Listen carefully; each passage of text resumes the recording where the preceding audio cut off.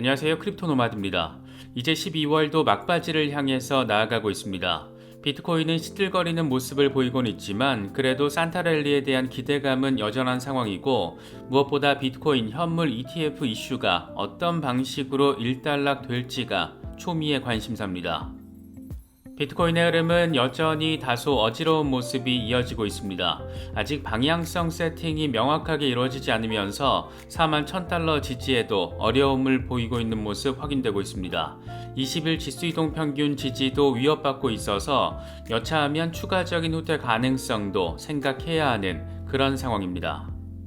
최대 이슈는 역시나 비트코인 현물 ETF 이슈입니다. 재미있는 것은 블랙록의 상황인데, 최근 SEC가 현물 ETF 신청 기관들과 잇따라 미팅을 진행하고 있습니다. 블랙록이 12월 20일부터 무려 4번에 걸쳐서 잇따라 SEC와 미팅을 진행했습니다. 눈에 띄는 마지막 4번째 미팅에서는 SEC의 투자관리부서 수석 고문까지 참석을 한 것으로 전해지면서 사실상 막바지 조율을 벌이고 있는 것 아니냐, 이런 분석들이 이어지고 있습니다. 커뮤니티에서는 아예 대놓고 1월 9일 속보, 출시, 승인, 이런 루머성 이야기들까지 돌고 있습니다. 분위기가 뭔가 들썩이고 있는 것은 분명하게 느껴지고 있는 그런 상황입니다. 비트코인 현물 ETF 이슈가 명확해지기 전까지 비트코인이 횡보 상황을 보여준다라면 그 사이에 알트 시즌이 벌어질 가능성에 대해서도 생각해 볼 수가 있습니다. 일부 주요 알트코인들이 한번 크게 움직여준 상황에서 조정 양상 지금 현재 보이고 있는데, 주목해서 바라볼 만한 알트코인들 현재 상황과 전망 짚어보도록 하겠습니다.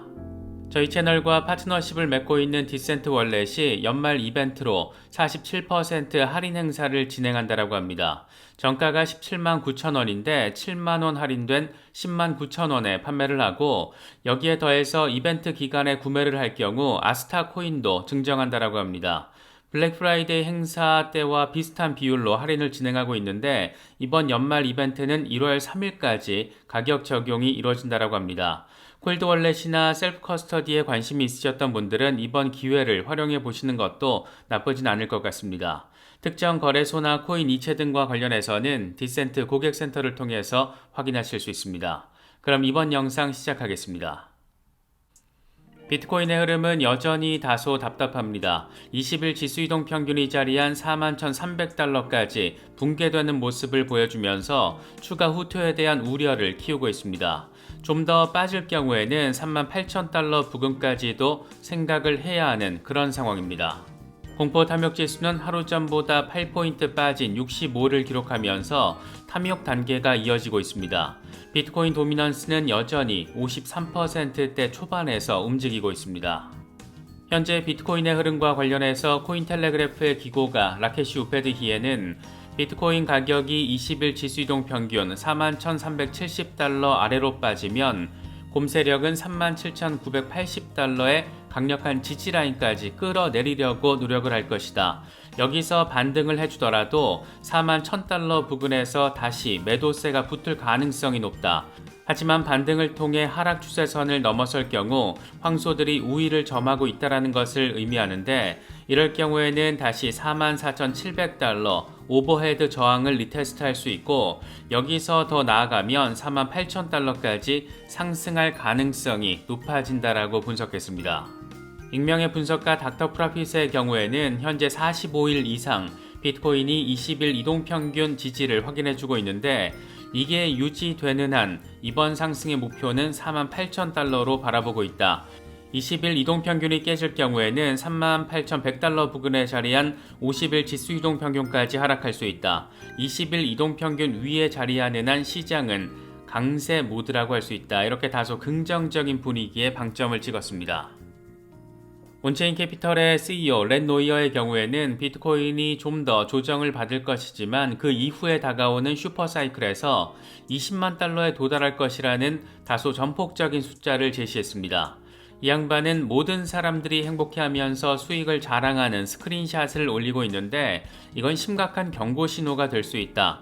조정 이후에는 강세장이 찾아오고 이후에 슈퍼사이클이 될 것이다. 비트코인 반감기와 비트코인 현물 ETF 승인, 또 글로벌 유동성 증가라는 세 가지 재료가 슈퍼사이클을 만들 것이다. 이런 전망을 제시했습니다. 비트코인 현물 ETF 이슈는 뭔가 분위기는 확실히 전폭적입니다. 커뮤니티에서는 아예 대놓고 1월 9일 승인이 확정됐다라는 식의 루머도 돌고 있는데 특히 블랙록의 움직임이 예사롭지가 않습니다. 블랙록은 최근 SEC와 잇따라 미팅을 진행하고 있는데 11월 20일, 11월 28일, 12월 11일, 그리고 12월 14일 3주 동안 4차례에 걸쳐서 미팅을 진행했습니다. 통상 몇 주 내지는 몇 달에 한 번 있을까 말까 하는 이런 방식의 미팅이 잇따라서 진행이 됐던 겁니다. 특히 마지막 미팅에서는 블랙록의 공공정책 이사 여러 명이 참석을 했고 SEC 쪽에서는 투자관리부서의 수석 고문도 미팅에 참여한 것으로 전해졌습니다.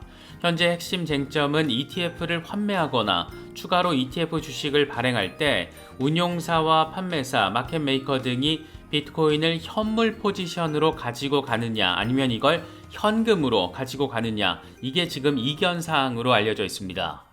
블랙록 등 ETF 운용사들은 비용 이슈, 처리 시간 등을 위해서 현물로 절차를 진행하고 싶어하고 SEC는 금융기관들이 비트코인 가격 변동에 노출되지 않도록 현금으로 절차를 진행하라는 입장입니다.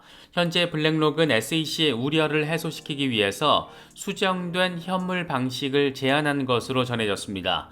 수정된 현물 방식은 선불 방식으로도 불리는데 현물 모델이 가진 장점과 현금 모델의 중요한 측면을 모두 포괄하면서 SEC의 우려를 해소할 수 있을 것이다. 블랙록은 이렇게 지금 설명을 하고 있습니다. 지속적으로 SEC의 요구사항을 충족시키고 있다는 점에서 이건 분명 긍정적인 시그널로 해석할 수 있는 그런 부분입니다. 비트코인 현물 ETF 이슈가 좀 더 명확한 한방을 가져다 줄 때까지 비트코인의 방향성은 우리가 기대하는 만큼 명확성을 보여주지 못할 가능성도 있는데 그래서 그런지 알트 시즌에 대한 기대감은 연일 고조되고 있는 모습입니다. 분석가 요다의 경우에는 알트코인 시총 5일 차트를 공유하면서 알트코인이 축적 구간에서 벗어나는데 540일이 걸렸고 이게 지금 이 단계를 벗어났기 때문에 앞으로의 방향성은 명확해졌다, 이렇게 설명을 했습니다. 이제 축적 기간 끝났고 자본 유입을 통해서 강세 랠리를 펼치게 될 거라는 얘기를 하고 있는 겁니다. 마이클 반데포페 역시 알트 시즌 대응과 관련한 나름의 관점을 제시했습니다. 시장이 통합되고 있다면 전혀 움직이지 않는 프로젝트와 생태계를 잘 살펴봐야 한다. 왜냐하면 모든 투자자들은 순환 투자를 진행하기 때문이다. 현명한 투자자들은 펀더멘털적인 진전이 이루어지고 있지만 가격이 따라가지 못하는 잔잔한 시기에 투자에 나선다. 멍청한 투자자들은 과대 광고가 절정에 달했을 때 개입을 하는데 이건 현명한 투자자들이 이익을 취할 수 있는 시점에 시장의 모멘텀이 바뀔 수 있도록 개입한다라는 것을 의미한다. 과대 광고에 쫓기지 말고 스스로 조사하고 시간을 투자하고 포지션을 현명하게 배분하고 인내심을 가지면 언젠가 수익으로 돌아올 것이다. 이렇게 나름 알트 시즌을 대하는 기본 자세에 대해서 설명하기도 했습니다. 몇 가지 알트코인 흐름 짚어보겠습니다. 먼저 아발란체의 흐름과 관련해서 렉트캐피탈은 아발란체가 주간 차트를 기준으로 새로운 지지선을 성공적으로 리테스트를 했고 기술적으로 매크로 하락 추세를 넘어선 돌파를 완전히 확인했다, 이렇게 설명을 하면서 추가적인 반등 가능성에 대해서 이야기를 했습니다. 젤레의 경우에도 아발란체가 지금 흐름을 잘 따라가고 있고 로컬 탑을 기록을 했고 이제 리테스트를 진행하고 있는 상황이다. $50는 그렇게 오래 걸리지 않을 것이다. 이렇게 긍정적인 부분에 방점을 찍었습니다. 물론 비트코인이 좀 더 빠지면서 지금은 $40 전후에서 후퇴 상황을 확인하고 있는데 이번 주 종가 마감 상황, 새로운 한 주 동안 어떻게 흐름을 이어가다가 주간 종가 마감을 보여줄지 이게 지금 관전 포인트라고 할 수 있을 것 같습니다. 로컨체인의 경우에는 체인링크의 흐름과 관련해서 재미있는 데이터를 공유했습니다. 체인링크 비순환 공급 지갑이 1억 1,900만 달러 규모의 체인링크 820만 개를 바이낸스에 입금을 했는데 이 지갑은 2022년 8월 26일 이후 3개월마다 바이낸스에 체인링크를 입금했다. 흥미롭게도 대부분의 경우 입금 시점이 가격 하단이었고 이후에 가격이 상승했다. 이렇게 분석을 하며 최근 급등 이후 조정을 받고 있는 체인링크가 어쩌면 이번에도 반등할지도 모른다는 취지의 분석을 제시했습니다. 체인링크도 급등 이후에 강력한 조정을 받고 있는 모습 확인해주고 있는데 이번에도 이런 데이터의 반복성이 나타나주면 정말 아주 많이 좋을 것 같습니다. 알트 대장 이더리움의 경우에는 단기적으로 2200달러 지지선이 위협받고 있는 상황인데 이와 관련해서 분석가 맥스는 이더리움이 장기 추세 지지라인을 테스트할 때마다 대규모 상승 랠리를 촉발했다. 놀랍게도 과거 모든 리테스트는 1월에 이루어졌는데 역사가 반복된다라면 2024년 1월에도 비슷한 반등을 기대할 수 있다라고 설명했습니다. 1월에 비트코인 현물 ETF가 진짜 승인된다라면 이건 이더리움 현물 ETF의 승인 가능성을 완전 높이게 되는 것이고 이 역시 이더리움에 긍정적인 영향을 미칠 수밖에 없는데 차트적으로도 긍정적인 흐름 포착되고 있다라는 점, 과연 내년 1월 어떤 상황들을 우리가 바라보게 될지 주목할 수밖에 없는 그런 상황입니다. 이더리움도 이렇게 단기적으로 비트코인의 흐름에 영향을 받으면서 시세가 살짝 흔들리곤 있는데 고래들은 여전히 축적을 이어가고 있는 것으로 나타났습니다. 분석가 알리는 100만에서 1000만 이더를 보유한 고래 주소들이 지난 한 주 동안 10만 이더 이상을 매집했다. 이건 2억 3천만 달러 규모가 넘는 액수라고 설명을 했습니다. 어쩌면 내년 1월에 의미 있는 반등 모멘텀이 확인될 수도 있지 않을까 기대되는 부분입니다. 주말 사이 폭등 상황을 선명하게 보여줬던 파일코인 역시 관심 종목 가운데 하나로 지켜볼 가치 충분하지 않을까 개인적으로는 바라보고 있는데 이와 관련해서 라케시 우페드히에는 파일코인이 컵앤핸들 패턴 형성을 시도하고 있고 5.67달러 위에서 종가 마감을 할 경우 패턴의 목표는 8.41달러가 될 수 있다라고 진단했습니다. 하지만 곰 세력이 다시 달라붙을 경우에는 50일 단순이동 평균이 자리한 4.61달러까지 급락할 수도 있다라고 설명을 했습니다. 현재 5.1달러 부근에서 움직이고 있는데 아주 예민한 구간에 자리하고 있다라는 점, 그래서 기대와 우려가 공존하고 있는 상황이라는 점 생각해 볼 수가 있습니다. 최근 알고랜드의 경우에도 강세 흐름을 확인을 했는데 이동평균이 상승하고 있고 RSI도 플러스 영역에 있어서 황소들이 운전대를 잡고 있다는 점을 느낄 수가 있습니다. 20일 지수이동평균이 자리한 0.18달러 위에서 지지를 잘 확인해주면 0.22달러 돌파 테스트가 가능하고 이후에 0.24달러를 거쳐서 0.28달러까지도 내다볼 수가 있습니다. 반면 0.18달러 밑으로 깨질 경우에는 50일 단순이동 평균이 자리한 0.14달러까지 조정을 받을 수도 있는 상황입니다. 그동안 SEC와의 갈등 상황으로 인해서 엄청난 가격 조정을 받아왔던 종목이기도 한데 이번에 과연 의미 있는 반등세 추가로 더 보여줄 수 있을지 주목되는 상황입니다. 리플 XRP의 흐름과 관련해서는 XRP 맥시 가운데 한 명인 다크 디펜더가 XRP가 일간 차트를 기준으로 0.61달러 부근으로 후퇴하는 것은 상당히 위험할 수가 있는데 이럴 경우에는 0.5652달러와 0.5286달러까지의 후퇴 가능성을 보여줄 수 있다. 하지만 XRP는 0.6649달러에서 거부된 뒤에 수평 이동을 하고 있는데 이건 1달러 이상을 목표로 작용하고 있는 것으로 바라볼 수 있고 새해가 시작되기 전에 그걸 보고도 놀라진 않을 것이다. 이렇게 설명을 했습니다.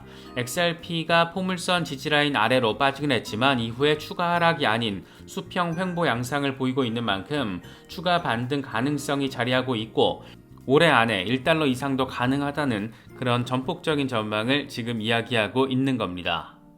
분석가 알리의 경우에는 XRP가 상승 패널 채널 안에서 움직이고 있는데 채널 중간선에서 거부될 경우 0.55달러 이 채널 바닥 부근까지 하락할 수도 있다라고 설명했습니다. 이게 지금 XRP 3데이 차트인데 지금까지 지속적으로 채널 하단을 리테스트하면서 저점을 높이며 우상향 해오고 있다라는 점도 함께 확인할 수가 있습니다. 거시경제적으로는 이번 주엔 미국 개인 소비 지출이 발표됩니다. 현재 11월 PCE는 전월보다 0.2%, 지난해 같은 기간보다는 2.8% 오를 것으로 예상되고 있습니다. 이건 전달의 0.2% 또 3.0%와 비교했을 때 상승세가 둔화된 수치입니다.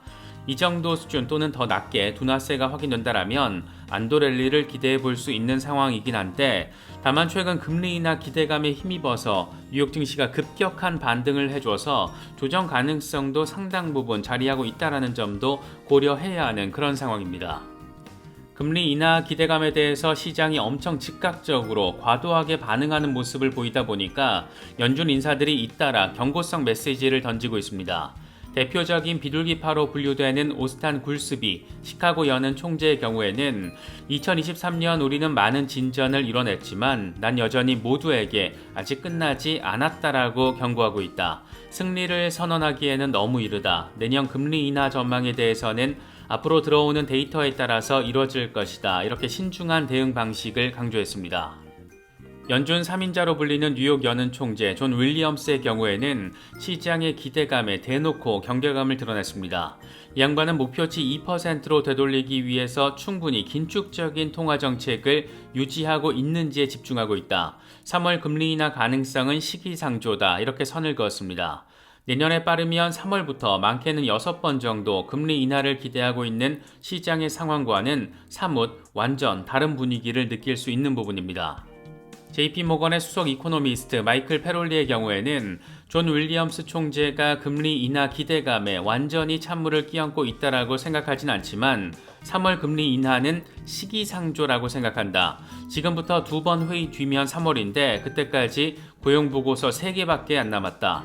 따라서 3월에 금리가 인하되려면 시장의 예상과 달리 경제가 크게 악화되어야 하는데 그래서 첫 인하 시점으로는 6월이 적절하다라고 생각한다. 이렇게 설명을 했습니다. 지나친 금리 인하에 대한 기대감을 갖는 게 꽤나 성급할 수도 있다는 점을 느낄 수 있는 부분입니다.